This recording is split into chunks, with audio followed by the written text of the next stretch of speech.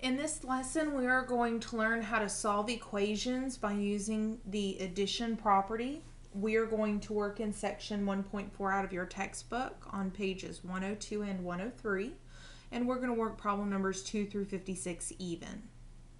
The directions in the first set of problems that we're going to do, problem numbers 2 through 22 even, the directions are very simple. They say, is the number in parentheses a solution to the given equation?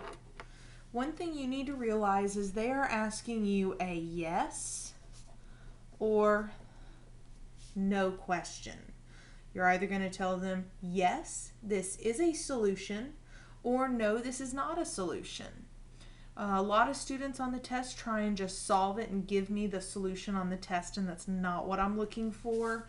I am only looking for a yes or no answer. So in these problems, 2 through 22 even, they're asking us to plug in that number that's in parentheses for that x. And they want to know, does it give us a true statement? A true statement means we're going to have the same number on this left side of the equal sign as we have on the right side of the equal sign. So they want us to plug in this 8 for our x and bring everything else down. Remember, whenever you plug in a number for a variable, you should always surround it with those parentheses. And now all we have to do, and I'm going to draw this line so you can see the left and right side of the equal sign.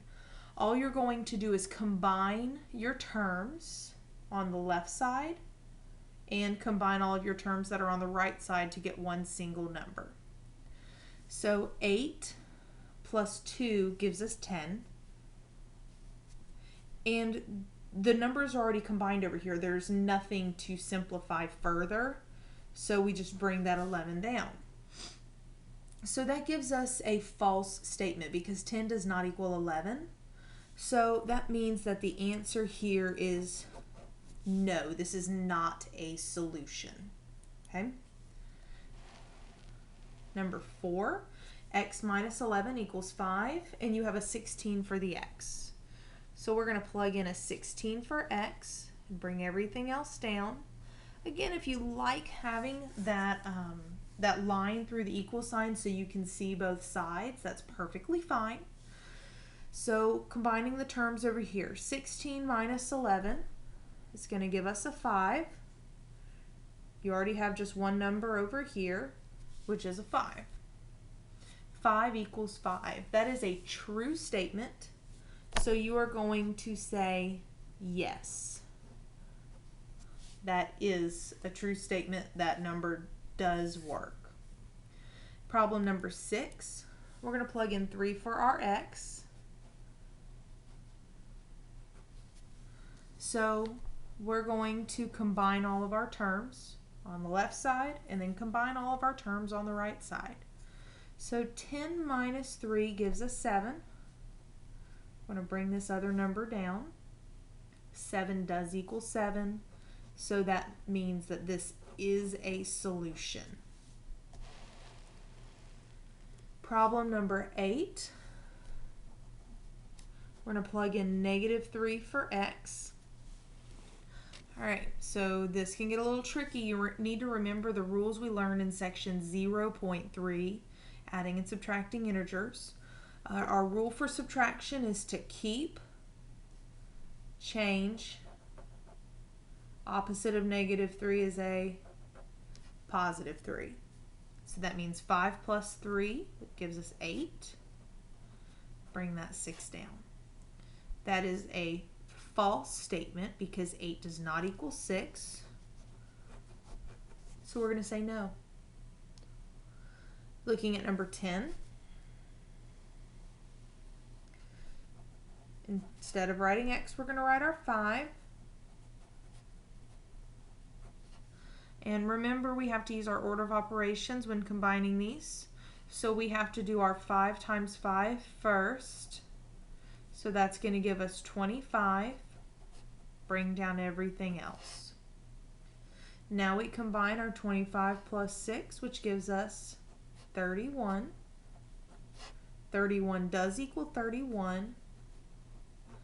So yes, that is a solution. All right, they did throw us a little bit of a curveball on problem number 12 because they gave us a fraction. So let's learn how to work fractions here.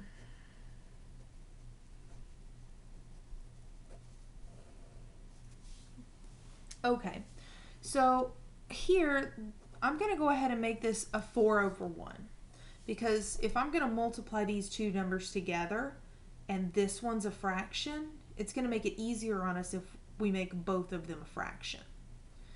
So now we multiply them together and we know that we can cross simplify so that 2 and that 4 can simplify to be a 1 and a 2 because 2 goes into 2 once, 2 goes into 4 2 times, and then 2 times 3 is 6. We don't have to write the over 1 because a whole number is a number that is over 1. So this is already simplified, so we can leave it just as a 6. Bring everything else down. Now 6 minus 5 is 1. 1 equals 1, so that is a true statement. So yes, that does work. Problem number 14, we're going to plug in a -2.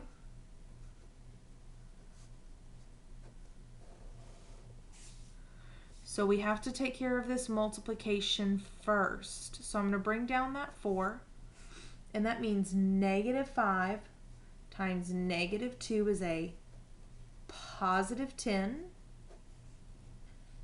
and then 4 plus 10 is 14. 14 does not equal 9, so we're going to say no, that is not a solution. Number 16.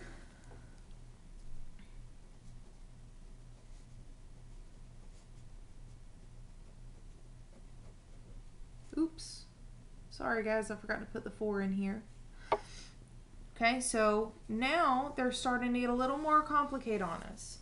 We have to simplify the left side by combining those and the right side. So let's work on the left side first, then we'll move to the right side. So we have to do our multiplication first. So 5 times 4 is 20.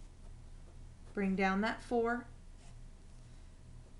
And then 20 plus 4 is 24. Now over here, 2 times 4, do your multiplication first, which is 8. Bring down your 10. 8 plus 10 is 18. 24 does not equal 18, so your answer is no. Now looking at problem 18, we're going to plug in a -2 for our x.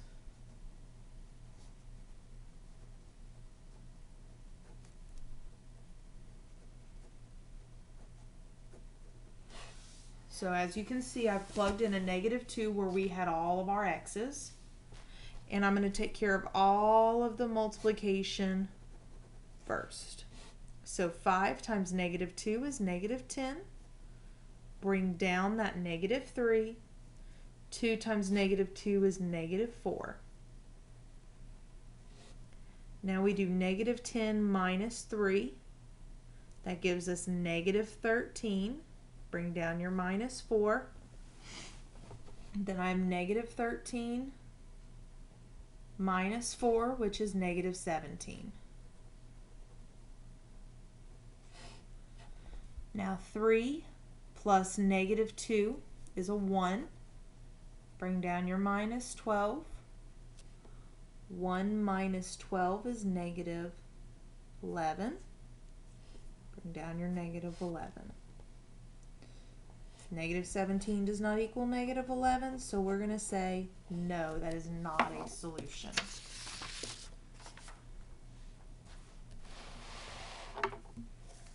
Okay. Problem number 20. They're giving us fractions again on these last two problems. So we have 3/5, and then instead of writing an x, we're going to write a 40 equals 24. So we have that 40 over 1, because remember, if we're going to multiply these fractions by anything, we want to make everything a fraction. We can simplify that 5 and that 40 to be a 1 and an 8. 8 times 3 is going to give us 24. Bring down that 24. Since 24 equals 24, we are going to say yes, that is a solution. Okay? Now, number 22, we have 2 over 3 times negative 6 plus 8 equals negative 12. So we're going to put that negative 6 over 1, and we're going to say that 3 and negative 6 is going to give us a 1 and a negative 2. So 2 times negative 2 is negative 4. Bring down your plus 8 and your negative 12. And this is where it can get tricky. You might say, that 4 is negative, 4 and 8 gives us 12, but that's not the case. Think of it in money. You overdrafted the bank account by $4, meaning you owe them $4, and you put $8 in your bank account. That means you only have 4 because you had to pay them back, equals negative 12. That is not a solution. Okay? Okay, for the next section, the directions originally stated label each statement as an expression, a linear equation, or a nonlinear equation. So you know the difference between expressions and equation. An expression is a mathematical statement that does not have an equal sign. An equation, think equal, equation, is a mathematical statement that does have an equal sign.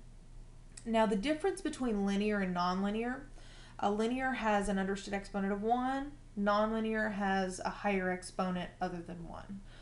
But we're not going to worry about that here. I don't think that that is pertinent to you understanding Math 94. So for now, we are not going to dive into that. We're just wanting to know, is it an expression or an equation? So all you're doing is looking at that equal sign. So on number 24, notice there is no equal sign, so we're going to label that as an expression. Number 26, notice that there is an equal sign, so we're going to label that an equation. And number 28 is also an equation because it has that equal sign. So now let's look at this little wonderful chart that I attempted to draw. I would like to say that is pretty good. This is supposed to represent one of those scales that you possibly saw in maybe one of your classes in high school. I'm going to attempt something. I don't know if y'all can see what I'm displaying on the actual camera or not, but I'm trying. So hopefully you are able to see the scales that I have put up here from Google search. That was my attempt at what I was trying to draw. So in these scales, you know that let's say that you have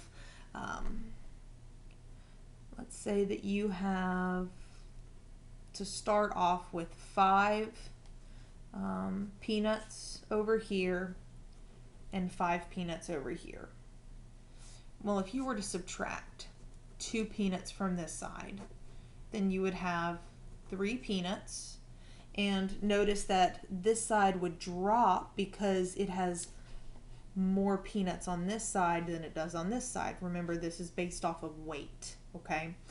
So in order to make these balanced again, then you would have to take 2 peanuts from this side to now have the same here.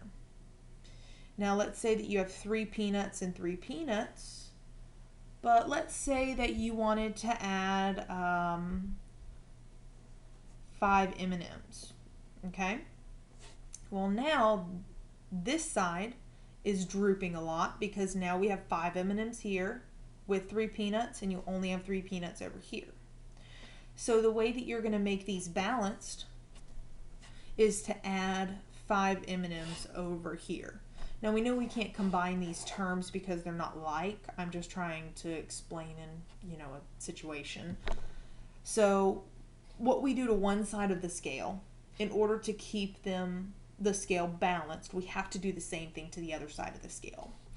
There is a point to this. In problem number 30, the directions state to solve each equation and check your results. So here, and I'm going to draw the line through the equal sign just so you can get a feel as to what your two sides are. Imagine that on this side you have x minus 4, and on this side you have the 6. That's what this equal sign is supposed to represent. This right here is your equal sign. Okay? So the whole goal is to get x by itself. Okay? The whole goal is to get x by itself. This is so important, I'm actually going to write it. The whole goal is to get x by itself. You will hear me say that to you so many times in class. The whole goal is to get that x by itself. So we're trying to get this -4 away from this side of the x. So the only way that we can get that -4 out of the way would be to add 4. Okay, so in order to get the x by itself, you're always going to do the opposite that's being done to x. So since we are subtracting 4, the opposite of subtracting 4 would be to add 4. Now just like over here where we added 5 to this side, we're going to have to also do the same to this side to keep them balanced. So I'm going to add 4 over here. So those 4's are going to cancel because -4 plus 4 gives us 0. So we're left with an x on this side of the equal sign. And then 6 plus 4 is 10. Now you might be wondering, why in the world did we do those painful problems, numbers 2 through 22 even? This is why. You're going to get a solution for all of the problems I'm going to give you here. So they could ask you, x minus 4 equals 6, and they might ask you, is 10 a solution to this equation? So you're checking your answers. So you got 10 for an answer, so you can check this by plugging that 10 into that x just like we did on 2 through 22 even. So I'm going to plug in a 10 here. 10 minus 4 gives us 6. 6 equals 6, so that means yes, your answer of 10 was correct. Do you have to check your answers? My answer is going to be no. You definitely do not have to. I'm not the check police. However, I do recommend you do so, because if you do not check your answers, you run a risk of making a simple mathematical error that will end up getting the problem wrong. So I do recommend you check your answers. Okay, so now we're going to look at problem number 32. Oops. We have x plus 11 equals 15. I'm going to draw that line through the equal sign so we can see what our two sides are. So to get the x by itself, we are adding 11 to x. So the opposite operation to adding 11 would be to subtract 11 from both sides. Remember, what you do to one side of the scale, you do to the other to keep it balanced, because our problem is going to start off balanced in the very beginning. So we want to keep it that way. So those 11s are going to cancel because 11 minus 11 is 0. So you're left with just that x there. And then 15 minus 11 is 4. So your answer is x equals 4. If you were to plug 4 back into x, that would give you 4 plus 11 equals 15, which is a true statement. 15 equals 15. Number 34, we're going to add 8 to both sides because the opposite of subtracting 8 from both sides would be to add 8 to both sides. So those 8's are going to cancel just like we want them to. And that's going to leave us with x equals -3 because -11 plus 8 is -3. 36. This is a very simple problem, however it seems to confuse students sometimes. You're adding 7 to x, so the opposite of adding 7 would be to subtract 7. So when you subtract 7 from both sides, you'll end up with an x on the left. And let's put this in money. Let's say that your bank account is sitting at $0. Well, you spend $7 with your card. You didn't have $7 to spend. So that means that you owe the bank 7. So that's why you would get a -7. And if you're not quite sure if you got it right, well, then you can plug it back in. -7 plus 7 does give you 0. All right, 38. They're getting tricky on us. 7x equals 6x minus 8. Notice that now we've got an x on the left and we have an x on the right. So before we want to do anything, we want to get all of our x's on one side of the equal sign. I'm going to go ahead and tell you you want to move the smaller of the x's because had we moved this 7x, you would subtract 7x to get it to cancel. And if you subtracted 7x over here, you would end up with a -x. And we don't want x to be negative, we want it to be positive. So since 6 is a smaller number than 7, we're going to move that number. So we're going to subtract 6x. That's how we're going to get these to cancel. So 7x minus 6x is going to leave me with 1x. If you just wrote x, that's okay. That's the same thing. Equals. And then that's a -8 you have left over. Problem number 40. We have parentheses now. So we need to get rid of the parentheses before we know what to do next. Okay? So now we know all the curveballs they can give us. So step 1 is always going to be remove parentheses. Step 2 is going to be to combine like terms. Step 3 is going to be to move all x's to one side. And then 4 is just to solve for x the rest of the way. Hopefully y'all will be able to take it from there. So let's remove the parentheses by distributing that 2. So 2 times x is going to give us 2x. 2 times 3 is going to give us 6. Now that we've removed the parentheses, it says to combine our like terms. Well, we don't have any like terms over here. And we don't have any like terms over here, so we can't do anything there yet. Then it says to move all x's to one side. Well, we've got a 2x over here and an understood 1x there. So we're going to subtract x from both sides because it is the smaller of the two x's. So 2x minus 1x is x. And now we have x plus 6 equals 6. Ran out of room. Sorry guys, I'm going to continue that over here. So to get that x by itself, we subtract 6 from both sides to get x equals 0. Now a lot of you guys might stress out a little bit on this problem because you got an answer of 0. 0 is a valid answer. It can happen. The way you can check this is to plug in 0 for your x values to check your answer. So to plug 0 in here, 0 plus 6 is 6. 0 plus 3 is 3. times 2 is also 6. So this does check out. All right, problem number 42, they decided to stress you out with some fractions.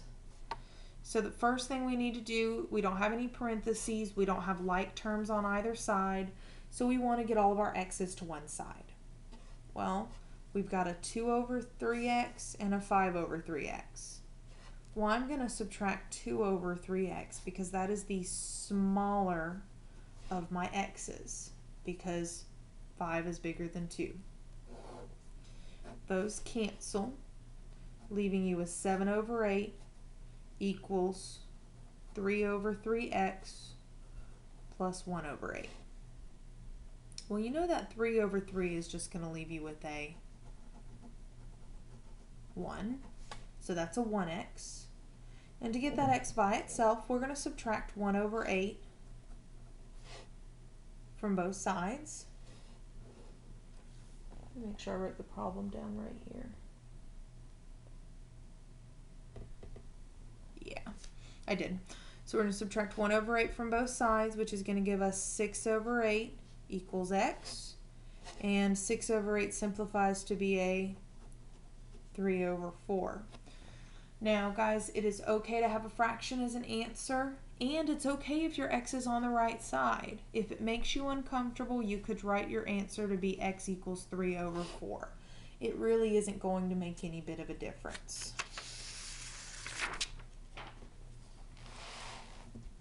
Problem 44. First thing we're going to do is subtract our 2x from both sides because it is the smaller of the two x's. So that leaves me with an x minus 2 equals 1 because 2x minus 2x gives me no x's. Add 2 to both sides to give us x equals 3. Number 46, same type of problem. Subtract 7x from both sides because it is the smaller of your two x's. 8x minus 7x is 1x. Bring everything else down. Now we're going to subtract 5 from both sides to get x equals negative 7. If you've got negative 2 minus 5, your rule is keep, change, opposite, then use your adding rules. Signs are the same, so you add them and keep the sign. You're going to use those the rest of the time you're in math, so make sure that you understand them. Ask questions now. Problem 48. I've got a 4 over 7x and a negative 3 over 7x. So the negative 3 is smaller, so I'm going to add 3 over 7x. 4 over 7x plus 3 over 7x is going to give me a 7 over 7x equals 8. Now 7 over 7 simplifies to give you a 1. So that means that just x equals 8. Okay. So on problem number 50, there are no parentheses, but there are some like terms we can combine first. We can combine that 6x and 2x to get a 8x. Bring everything else down. Move the 7x over because it is smaller than 8x. It's going to leave me with x minus 3 equals 8. Do the opposite that's being done to x, so you're going to add 3 to both sides to get x equals 11.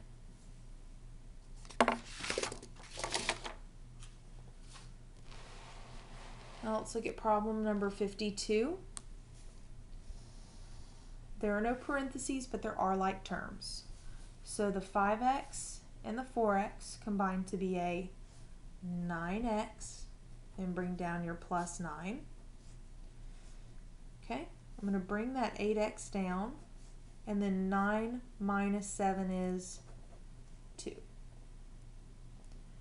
Now, I'm going to subtract 8x from both sides to get x plus 9 equals 2.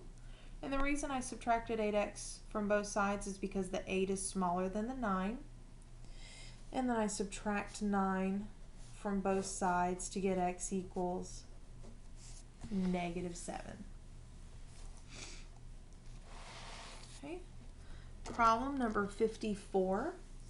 I'm going to get rid of those parentheses first by distributing that 2 into both of those terms. So 2 times 5x is 10x, and then 2 times -3 is -6. Bring everything else down. Now, if drawing that line does not help you, you do not have to do so. I only do it just to help you guys out. So the 9x is smaller than the 10x, so I'm going to subtract 9x from both sides to get x minus 6 equals 9. Then you add 6 to both sides to get x equals 15. Last problem, number 56. I made it almost the whole time without making a mistake writing a problem, and then you got to the last one. So ignore this right here. I put the parentheses in the wrong spot. So the first thing you need to do is get rid of those parentheses by distributing. So we're going to multiply that 5 times everything in this set of parentheses. So 5 times 5x is 25x. 5 times 3 is 15. 3 times 8x is 24x.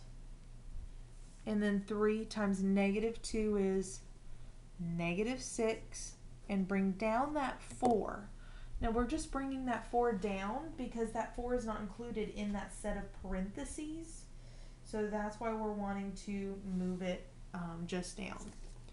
Now I can combine my like terms here. So I bring everything else down because there were no like terms on this side. Bring your 24x down. -6 plus 4 is -2. So now I'm going to add,